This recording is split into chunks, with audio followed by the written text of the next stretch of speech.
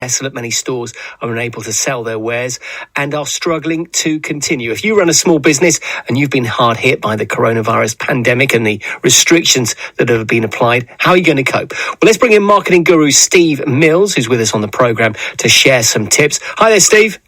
Hi, Jerome. It's great to be here and really looking forward to talking to you today. Yeah, I've been looking forward to talking to you as well, because I know that small businesses are concerned. They're concerned about their customers. They're concerned about their livelihoods. They're, in some cases, concerned about just keeping the doors open again once we're through this. How has the pandemic changed customer behaviour? Wow, what an amazing time we're going through right now. I think sort of business is really divided into a couple of groups. We've got the groups that, businesses unfortunately have been closed down. You mentioned shops and pubs and so on that, the government have just basically said, look, you cannot open.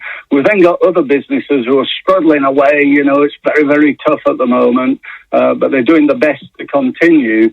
And then you've got the third group of people who are actually thriving, doing fantastically well. If you sell hand sanitizer at the moment, you're probably doing pretty well in your business, and so really there are three groups. And I think it varies according to, which group you fall into as to what actions you're trying to take right now. Now, Steve, what can smaller businesses do to make sure they keep going, they don't go under? Well, I think, the initial and fairly obvious thing to do is to look at what you're spending. In business is obviously all about making a profit at the end of the day.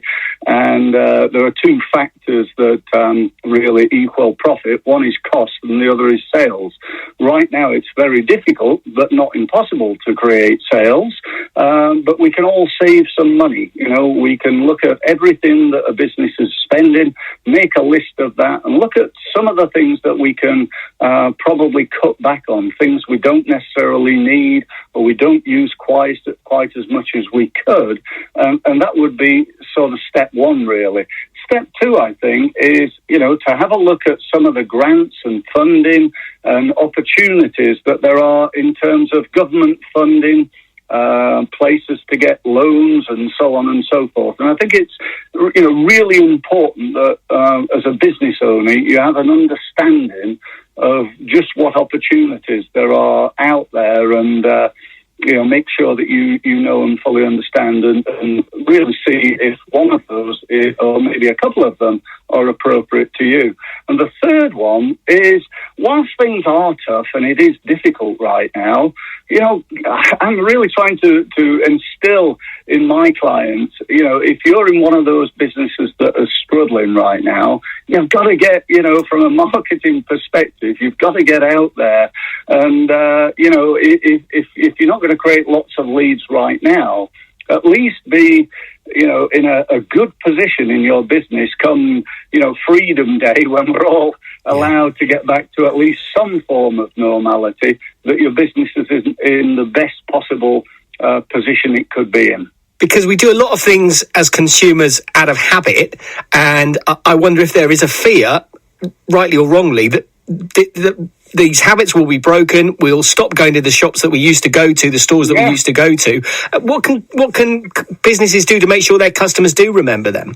Well, I think, again, number one is to keep in touch. There's nothing worse than, I buy something from somebody and then I never hear from them again, or I don't hear from them other than, once every 6 months I get an email or a newsletter or something like that. So I think, even if you're a pub or a shop or something, if you've got, clients, the customers that, you've got some sort of knowledge of, i.e., you're connected to them or they follow you on Facebook perhaps or LinkedIn, Twitter, whatever, you should be communicating with those people on a pretty regular basis.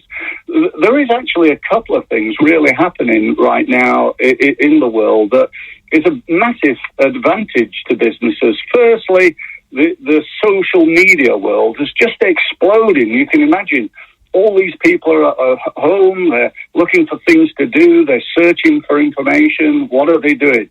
Well, one of the things they're doing, apart from obviously listening to the radio, is they're on social media and they're using that. The second thing that's happening is the use of the internet, again, is exploding. So, there's a great opportunity right now, I believe, because more people are using the internet more often.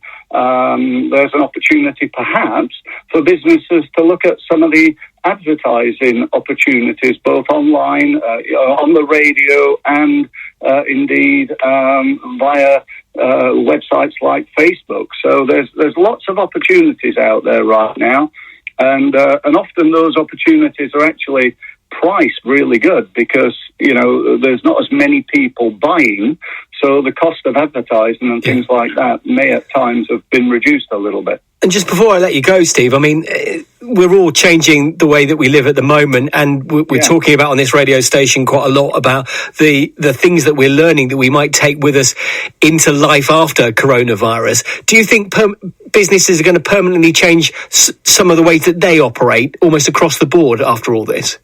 I really do think so, yeah. I mean, they're saying that, the new normal, we don't actually know. People saying, I can't wait till it gets back to normal. But, what is normal and what will the normal be in the future? And I think the truth of that is that nobody really knows. But one thing I would say, certainly in my opinion, is that it probably won't be the same as it was in the past. Things will have changed. Habits will have changed, as you mentioned, and the way we shop and do business, and even our lives, the way we work. I think in the future there are going to be more people working from home.